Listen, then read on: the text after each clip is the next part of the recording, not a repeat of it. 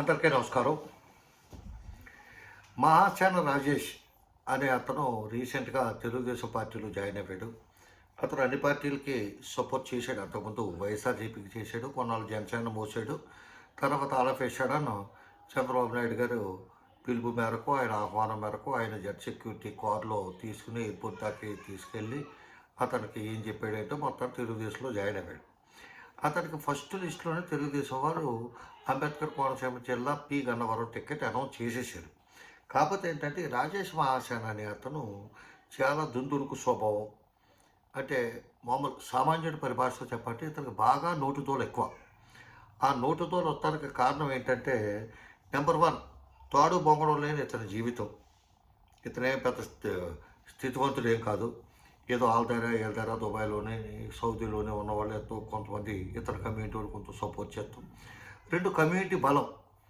అంటే community leader అని కాదు, కమ్యూనిటీలో కొంచెం వాయిస్ ఉంది. కాబట్టి ఇప్పుడు జనరల్గా ఏమవుతుందంటే నేటి యువతరం అంతా కూడా ఎవరిని బాగా ఆదర్శవంతంగా తీసుకుంటారంటే బూతులు మాట్లాడి రౌడీయిజం కింద ఒక విధంగా రౌడీ నా కొడుకుల కింద ఎవరిని లెక్క చేయడం బాబు వీటంటే ఆ క్యాస్ట్ లాంటి పెద్ద ఆదర్శవంతంగా తీసుకుంటారు. ఇప్పుడు రాయలసీమకు సంబంధించిన ఒక రెడ్లు కుర్రోడు ఉన్నాడు. జగన్మోహన్ రెడ్డి గారి కోసం అతను చాలా వీరావేశంతో మాట్లాడుతూ ప్రతి ఒడిని గురించి చెప్తాడు. అతను ఏంటంటే బాల్య నేరస్తుడు. బాల్యంలోనే ఫ్యాక్షన్లో తిరిగి జైలుకి తిరిగి వచ్చాడు. వాళ్ళ కుటుంబం అంతా కూడా ఫ్యాక్షన్ రాజకీయాలకి పెట్టింది పేరు వాళ్ళ పెద్దబాబు వీళ్ళంతా. అతను పెద్ద హీరో రెడ్లందరికీ కూడా. అతనితో ఒక రాత్రి గడపాలని ఉందని ఒక తట్టది, వాడి మీద నాకు ఇది ఉందని చెప్పి ఒక తట్టది. రెడ్లు కుర్రాళ్ళందరికీ కూడా ఆడు బాగా హీరో, వీరు ఛత్రపతి శివాజీ అంతటి వాడు. అట్లాగే కాపు కులాల్లో కూడా కొంతమంది ఉన్నారు. ప్రతి వాళ్ళు తిట్టేస్తుంటే మిగతా వాళ్ళు చిన్న వాళ్ళు, ఆ తాపీ మేస్త్రులు, కూరగాయలు అమ్ముకునేవాళ్ళు, లేకపోతే బజార్లో పాలు అమ్ముకునేవాళ్ళు, చిన్న వ్యాపారాలు చేసుకునేవాళ్ళు, వర్తకులు, కూలి పనికి వెళ్ళేవాళ్ళు. అయ్యి బాబాయ్ మన కమ్యూనిటీలో ఆడున్నాడు బాబు, ఎవరినైనా సరే ఊరుకోటరు బాబు, కడిగేస్తాడు బాబు, దులిపేస్తాడు బాబు, బూతులు తిట్టేస్తాడు బాబు, ఏడంటే మిగతా వాళ్ళకి అందరికీ వచ్చరా బాబు అని చెప్పి అనుకుని ఎదవ బిల్డప్ ఇచ్చి జనం అన్ని కాస్ట్లోనే ఉన్నారు. ఈ రాజేష్ మహాసేనకి కొంచెం నోరు ఉంది, కన్వీనియంట్గా మాట్లాడగలడు, ఏదైనా సరే తిమ్మిని పంపించేసి మాట్లాడగలడు. అతనికి కొరవ అడ్వాంటేజ్, అతను ఎవరినైనా తిట్టేయగలడు. మళ్ళీ అదే తిట్టు మనం తిట్టామనుకోండి, వేరే క్యాస్ట్ వాళ్ళు తిడితే అతనికి ఎస్సీ ఎస్టీ అట్రాసిటీ అనే ఒక చట్టం పెద్ద కవచంలా కాపాడేస్తుంది. కాబట్టి అతను తిట్టేస్తాడు, ఎవరినైనా తిట్టేస్తాడు. భూప్రపంచంలో ఎవరినైనా లెక్కలేదు, తిట్టేస్తాడు. వాళ్ళ కొడపలు తిట్టేస్తాడు, బయట క్యాస్ట్ వాళ్ళు తిట్టేస్తాడు, చాలా ఉచిత సలహాలు ఇస్తాడు. అన్నీ కూడా వినిపిస్తాను మీకు, ఒకటి వినిపిస్తాను. ఆ నోటి దూల వల్ల ఇతను టికెట్ వచ్చినంటే ఇతనికి హిందువులు, కాపులు, జనసేన వాళ్ళు, బ్రాహ్మలు, అన్ని రకాల జనం కూడా, అగ్రవర్ణాలు అందరూ కూడా అసహించుకున్నారు ఎవరిని, తెలుగుదేశం పార్టీని. చంద్రబాబు నాయుడు గారికి ఆయనకి ఏమీ ఇంటెలిజెన్స్ రిపోర్ట్ లేక కాదు, ఆయన దగ్గర ఉంటుంది. ఆయన రాజకీయ చిత్రుడు, బాగా రాజకీయ దురదృఢ అనాలో కేవలం అనాలో అంత తెలివైనడు. కాబట్టి అతను ఒక దెబ్బకి 2 పెట్టలని ప్లాన్ వేసాడు. టికెట్ ఇచ్చినట్టే ఇచ్చాడు, ఓడదొబ్బాడు. అంటే అక్కడికి ఎస్సీల్లో ఇతను తీసుకొచ్చాం, మనం వాయిస్ ఉంది, అధికార ప్రతినిధి పదవి ఇచ్చాం, ఇతనికి రాజేష్ మహాసేనకి నేను టికెట్ ఇచ్చాను. జనసేన వాళ్ళు వ్యతిరేకించి ఆ టికెట్ కావాలి, అక్కడ గన్నవరం కావాలని చెప్పి జనసేన పట్టుడితే జనసేనకి అంటే ఆ కాన్స్టిట్యూన్సీ ఇచ్చేసాం కాబట్టి వాళ్ళు క్యాండిడేట్ పెట్టుకున్నారు. జనసేన వాళ్ళు ఎవరో రిటైర్డ్ విఆర్ఎస్ ఇస్తున్నారో, రిటైర్ అయ్యారో, ఒక పోలీస్ అధికారి కానీ ఎవరో పెట్టారు. ఇప్పుడు దీనివల్ల ఎస్సీలు ఎవరో కూడా కుమ్ములిపోక్కలేదు. ఎందుకంటే రేపొద్దున మహాసేన రాజేష్ మొదలు పెడతాడు. ఎస్సీలకి అన్యాయం జరిగింది, అది జరిగింది, ఇది జరిగింది. ఎస్సీలకి ఏమీ అన్యాయం బొక్క ఏమీ జరగదు. ఎందుకంటే అది ఎస్సీ రిజర్వ్ కాన్స్టిట్యూన్సీ. ఏ పార్టీ కూడా నిలబెట్టినా ఎస్సీనే నిలబెట్టాలి, అందులో తిరుగులేదు. కాబట్టి అది ఎస్సీలకే ఉంటుంది ఆ కాన్స్టిట్యూన్సీ. రాజేష్ మహాసేన అనేవాడిని మాత్రం తొలగించారు అక్కడ. అతని నోటి దూల ఎంత పరాకాష్ఠగా ఉంటుందంటే ఎవరిని లెక్క చేయకపోతాం కాదు, అదేంటంటే నోటి దూల అంటారో, ఒళ్ళు కొవ్వు అంటారో, ఏవైనా అనొచ్చు. అతని మాటలు, అతను ఈ మధ్య అతనికి ఆ టికెట్ నిరాకరించిన తర్వాత అతను వేరే వెర్షన్ చూపించాడంట, రివర్స్లో వస్తాడంట. మరి ఎవరికి ఇస్తాడో, ఆగాలి, ఇప్పుడే ఆగాలి అంటే మొత్తం సొసైటీలో అతను విమర్శించే వాళ్ళంతా ఆగిపోవాలన్నమాట. లేకపోతే ఇతను మళ్ళీ రివర్స్లో వస్తాడంటే ఎవరికి ఎలా చెప్పాలో అలా చెప్తాడంట. ఏంటో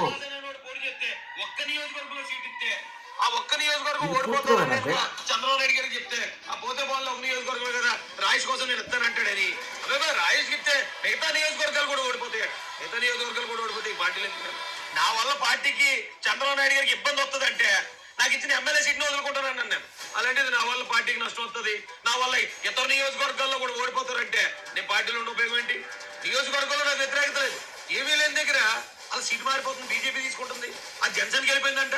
ఏంటంటే నాకు ఈ టార్చర్ పదవుల కోసం ఏది జరిగినా, ఎలాంటి అవమానం జరిగినా, ఎంత మనల్ని నీచంగా చిత్రీకరించున్నా, నా లీడర్షిప్ ని కొలాబ్ చేయడానికి ట్రై చేసినా పని ఉండే రకం కాదు నేను. రాష్ట్రాన్ని కాపాడుకుందాం మేము పని చేస్తా ఉంటే మమ్మల్ని తెరస్ చేస్తారేటండి? నా ఓటింగ్ ఎంతో చూపించమంటారా? రాజేష్ మహాసేన్ వల్ల ఎంత ఓటింగ్ పడుతుందో ప్రత్యేకంగా ఒక నెంబర్ చూపించాలా? చూపించాలని చూపిస్తాను. ఒక్క నియోజకవర్గం కాదు, 175 నియోజకవర్గాల్లో మా ప్రభావం ఉంది.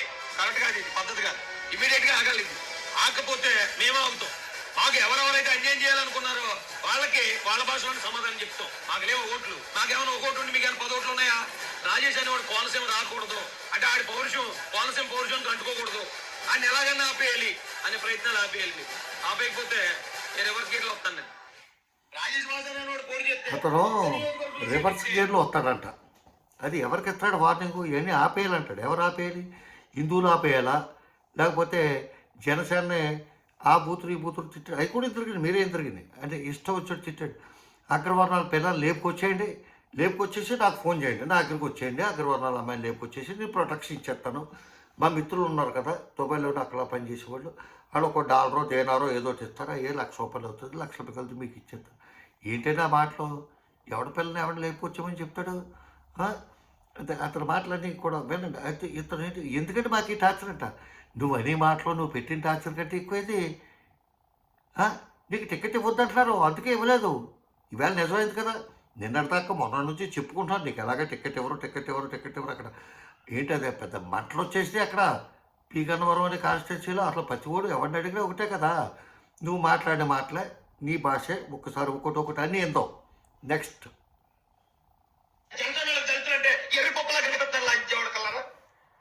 ఒక్క జెండా దళిత కాలనీ ఎగురుతుందా జనసందే? లంచా గొడకల్లారా, ఆ ఓట్లు కావాలి లంచా గొడకల్లా. జనసేన దళితులు అంటే ఎర్రి పప్పులా కనిపిస్తారు లంచా గొడకల్లారా. ఒక్క జెండా దళిత కాలనీ ఎగురుతుందా జనసందే? లంచా గొడకల్లారా, ఆ ఓట్లు కావాలి లంచా గొడకల్లా. జనసేన దళితులు అంటే ఎర్రి పప్పులా కనిపిస్తారు లంచా గొడకల్లారా. జనసేన కార్యకర్తని ఆన్లైన్ ఇతను ఫ్లెక్సీ ఏదో చింపారట ఎక్కడో. అందుకని చెప్పి దళిత వాడల్లో మీరు ఎక్కడైనా వస్తారా, మీకు ఎవరైనా దళితుడు మా ఓట్లు కావాలి మమ్మల్ని ఎంతారా అని చెప్పి ఎంత స్ట్రెస్ చేసి లంజా కొడకలారని అన్నిసార్లు అన్నాడు. ఏ జనసేన కార్యకర్త అయినా మహాసేన వాళ్ళు అదే మాట అంటే ఊరుకుంటారా? యుద్ధానికి బయలుదేరి వచ్చేస్తారు, మందల కింద వచ్చి పడిపోతారు, పోలీస్ స్టేషన్కి వెళ్ళి కేసులు పెట్టేస్తారు. అట్లా కొందండి మన చట్టం. వినండి అతను మాటలు వచ్చున్నాయి. ఒక సంస్థ మాది, మేమే ఎన్నో వాల్యూస్ పాటిస్తున్నాం మాట్లాడేటప్పుడు కానీ సోషల్ మీడియాలో పెట్టేటప్పుడు కానీ. మీరు వచ్చేసి మా ఇంట్లో ఆడవాళ్ళని చేస్తుంటే పవన్ కళ్యాణ్ మొత్తం ఇంట్లో ఉన్న ఆడవాళ్ళందరినీ రోడ్డు మీదకి 10 నిమిషాల పాటు మేము ఇచ్చేదాన్ని. ఏమీ పీకేది ఉండదు, ఏ కావడదని వెంటూ కూడా పీకేది ఉండదు ఎవడెవడని. మీరు వచ్చేసి మాట్లాడేస్తుంటే, మీరు వచ్చి మా ఆడవాళ్ళని తిట్టేస్తుంటే మేము మీ ఆడవాళ్ళని గౌరవిస్తూ కూర్చోడానికి, అరే బాబు అంత పార్లమెంటేరియన్లు కాదు మేము, అంత సహనశీలు కాదు, అంత చక్కగా ఆదర్శవంతంగా మాట్లాడే వాళ్ళం కాదు మేము. నీకెంతుందో నాకు అంతే ఉంటుంది, నీకేముందో నాకు అదే ఉంటుంది, నీకుండేది నీకుంటే నాకుండేది నాకుంటుంది. పవన్ కళ్యాణ్ నీతోనే మాట్లాడుతున్నాను. మళ్ళీ ఇంకొకసారి నీ చెంచాగాళ్ళు రాజేష్ సరిపల్లని తిట్టారు అంటే నిన్ను ఒరేని పెట్టడం నాకు పెద్ద లెక్క కాదు. నువ్వు నాకు పొడిచింది ఏమీ లేదు, పొడి చేసేది ఏమీ లేదు. ఒకవేళ ఎక్కడైనా వీధుల్లో చూసుకుందామన్నా ఈ దేనికన్నా మేము రెడీ. మేము దేనికి వెనకాడే రకాలం కాదు. ఎందుకు ఇంట్లో ఉన్న ఆడవాళ్ళని టార్గెట్ చేసి మాట్లాడేంత పవన్ కళ్యాణ్? ఆ రోజున శ్రీరెడ్డి ఏదో తిట్టిందని చెప్పి ఆడ మనిషి మీదకి నువ్వే లుంగి ఎత్తుకుని వెళ్ళిపోయావు. ఒక ఆడపిల్ల మీదగా లుంగి ఎత్తుకున్నాను. దీపికా గారి అమ్మాయి మమ్మల్ని తిట్టింది. ఇతను పవన్ కళ్యాణ్ నీకే చెప్తున్నాను అని చెప్పి అతనికి చెప్తూ, అతను లేడీస్ గురించి ఇతను మేము పెద్ద సంస్కారవంతరం ఏం కాదు, మేము పెద్దవేమో మొత్తం పార్లమెంటేరియన్ ఏమీ కాదు అని చెప్పి ఇతను చెప్పే విధానం ఎట్లా ఉందంటే, నేను చాలా ఎదవనే నాతో పెట్టుకోకని విధంగా పైగా పవన్ కళ్యాణ్ నీకే చెప్తున్నాను అంటాడు. వినండి, ఇంకా చాలా ఉన్నాయి. పవన్ కళ్యాణ్ గారు అనేవాడికి ఆడికి అసలు రాజ్యాంగం తెలుసు. ఆడికి ఆ దరిద్రుడికి అప్పుడే నేను 10th క్లాస్ ఫెయిల్ అయిన అంటాడు, అప్పుడే 8th క్లాస్ ఇంగ్లీష్ మీడియం అంటాడు, అప్పటికే నేను 2 లక్షల పుస్తకాలు చదివాను అంటాడు. ఆ పోరం బొక్కడికి నిజంగా రాజ్యాంగం అనే పుస్తకం తెలుసా? అడేం మాట్లాడుతున్నాడు? నిన్న ఒక వీడియోలో మత మార్పిడి చేస్తారు కృష్ణానదిలో 40 మందిని మత మార్పిడి చేస్తుంటే జగన్మోహన్ రెడ్డి గారు ఏం చేస్తారని వాగుతున్నాడు. ఆ కుక్క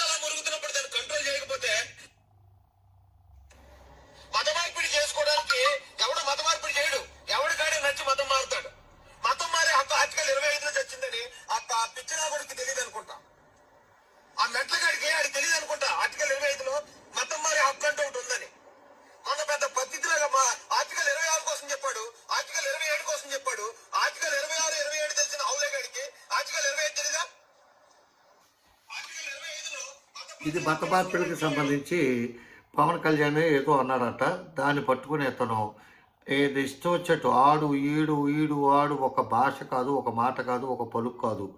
ఇంకొకటి అక్కడ హిందువులు, అగ్రవర్ణాల వారు, బ్రాహ్మణులు వీళ్ళంతా తిరగబడటానికి మెయిన్ కాపీ డైలాగులు. ఊపినాడు ఎవడన్నా సరే ఇలాంటి అగ్రవర్ణ అమ్మాయిని పెళ్లి చేసుకుంటే నాకు ఫోన్ చేయండి. మహాసేన మీకు సెక్యూరిటీ ఇస్తుంది. మహాసేన అలా ఇచ్చేవాడికి ఇంకా ప్రోత్సాహం కూడా ఇస్తాం. అవసరమైతే ఒక్కొక్కడు ఇదో మా కోవిడ్ తమ్ముళ్ళు ఉన్నాడు, ఒక్కో దినారు వేసుకుంటే ₹1,00,000 అవుతుంది. దుబాయ్ అందరికి రాజేశ్వరి పిల్ల ఊపిన ఇస్తున్నాడు. ఎవడన్నా సరే ఇలాంటి అగ్రవర్ణ అమ్మాయిని పెళ్లి చేసుకుంటే నాకు ఫోన్ చేయండి. మహాసేన మీకు సెక్యూరిటీ. ఈయన రాజ్యాంగేతర శక్తి, లేకపోతే రాజ్యాంగంకి ఇతనికి సంబంధం లేదు, చట్టంతో ఇతనికి సంబంధం లేదు. ఎవరైనా సరే ఏదైనా ఇబ్బంది వస్తే మేజర్స్ అయ్యి పెళ్లి చేసుకుంటే, ఇంటర్ కాస్ట్ మ్యారేజ్ అయితే వాళ్ళకి ఏమైనా థ్రెట్ ఏమైనా ఉంటే పోలీస్ స్టేషన్కి వెళ్తారు. ఎవరైనా చెప్పాల్సి అయితే పోలీస్ స్టేషన్కి వెళ్ళరా, కంప్లైంట్ చేయము, ఇద్దరు మేజర్సే కదా మీరు చేసుకోవచ్చు అని చెప్తారు. అట్లా కాదంట. ఈయనకి చెప్తే ఈయన ప్రొటెక్షన్ ఇస్తాడంట, డబ్బు ఇస్తాడంట, సెక్యూరిటీ ఇస్తాడంట. ఇతని గురించి సోషల్ మీడియాలో నేను ఇవన్నీ కూడా పవన్ కళ్యాణ్ తిట్టినయే పెట్టాను. ఎందుకంటే ఇన్ని మాటలన్నీ అన్నీ పవన్ కళ్యాణ్ గారు వినే ఉంటాడు. వాళ్ళ బ్రదర్ విని ఉంటాడు, వాళ్ళు ఉంటాడు, వాళ్ళ కార్యకర్తలు అందరూ విన్నారు కదా. ఇతను అక్కడ జనసేన మద్దతుతో, బీజేపీ మద్దతుతో తెలుగుదేశం క్యాండిడేట్ కింద అక్కడ కంటెస్ట్ చేసేస్తారంటే చేతులు కూర్చొని ఊరుకుంటారా? అసలు చంద్రబాబు నాయుడు అనేవాడు ఎంత నీచుడంటే ఈ రాజేష్ మహాసేన్ అతను జాయిన్ చేసుకోకూడదు అసలు. ఎందుకంటే అతను నేను జనసేనకు సంబంధించిన వ్యక్తిని, జీర్ణ జారపోయినా మేమంతా జనసేన, మేమంతా పవన్ కళ్యాణ్ అని చెప్పుకుంటూ జై జనసేన, జై మహాసేన అనుకుంటూ ఇతను క్యాన్వాసింగ్ సోషల్ మీడియాలో క్యాన్వాసింగ్ మొదలు పెట్టేశాడు, అన్నీ చేశాడు. ఆర్ఎఫ్ఎస్ఆర్ను ఇతనికి ఏం వచ్చిందో ఏంటో, ఏ తెలివితేటలు ప్రయోగించాడో చంద్రబాబు నాయుడు గారు మళ్ళీ అందులో జాయిన్ అయ్యాడు. ఒకవేళ ఇతనే జాయిన్ అవుతానని వెళ్ళా చంద్రబాబు నాయుడు చెప్పాలి, ఒరే బాబు నేను పవన్ కళ్యాణ్ కలిపి సహజీవనం చేస్తాం, మా కాపురంలో చిచ్చు పెట్టకరా బాబు, నువ్వు వెళ్ళి కలిస్తే జనసేనలో కలు, అంతే తప్ప మా దగ్గర రాకని చెప్పాలి. కానీ పొత్తు పెట్టుకుని పొత్తు ధర్మంలో ఉండగానే ఈయన తీసుకొచ్చి అక్కడ జాయిన్ చేశాడు. చంద్రబాబు నాయుడు అనే ఆయనకి నీతి లేని వ్యక్తి, జాతి లేని వ్యక్తి. నీతి నియమాలు ఏమి ఉండవు. ఎందుకంటే వాళ్ళ మనుషులే బీజేపీలోకి పంపిస్తాడు, వాళ్ళ మనుషులే జనసేనలోకి పంపించి మళ్ళీ టికెట్లు అడిగి తీసుకుంటాడు. దానికి మనకు ఉదాహరణ ఈ భీమవరం టికెటే. అజిబాబు గారి దగ్గర అజిబాబుకి భీమవరం టికెట్ అమ్మేశారు జనసేన వాళ్ళు.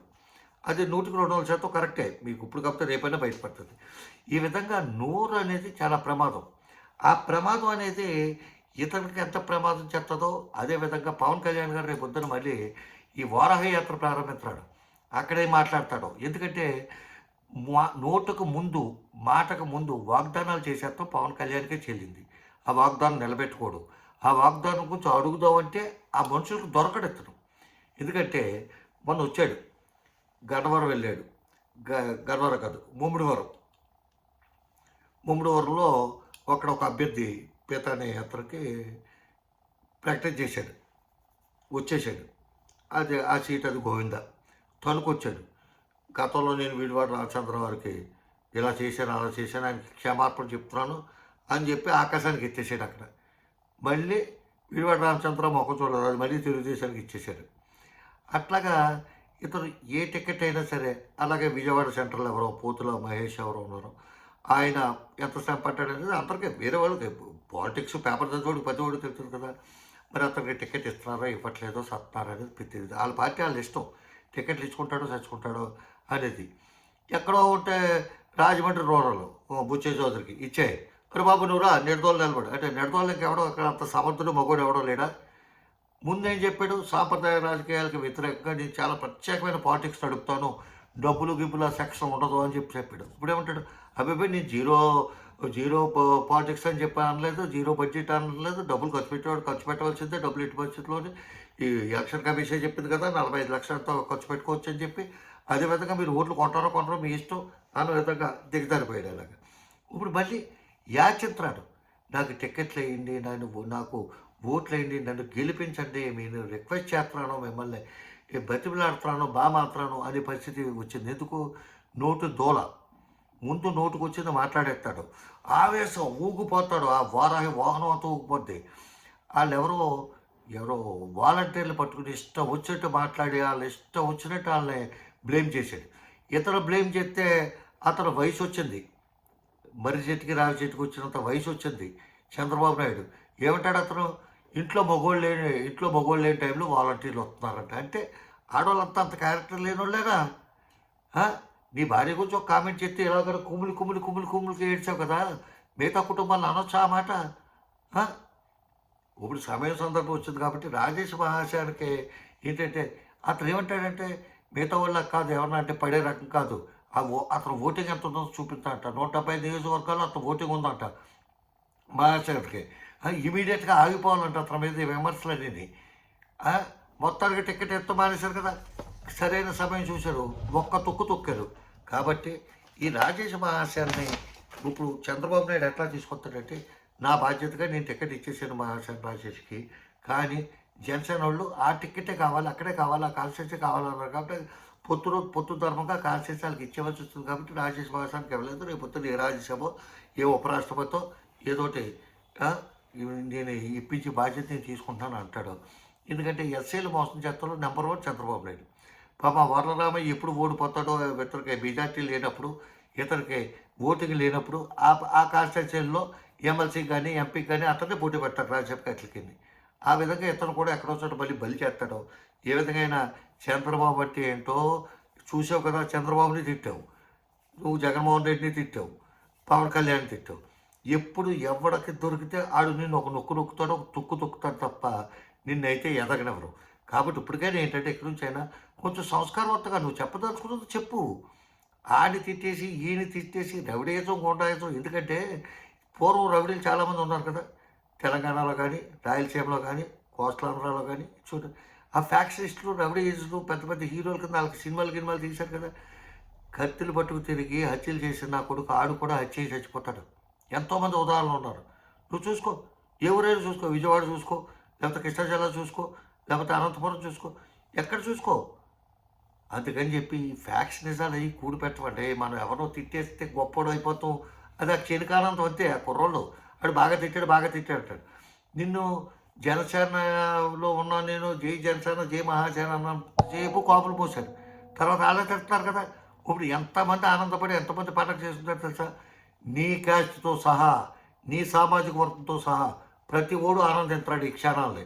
అదొక్కటి నువ్వు గుర్తుపెట్టుకుంటావు అని చెప్పి భావిస్తూ సెలవు తీసుకుంటాను. రామవంతరావు. జై హింద్.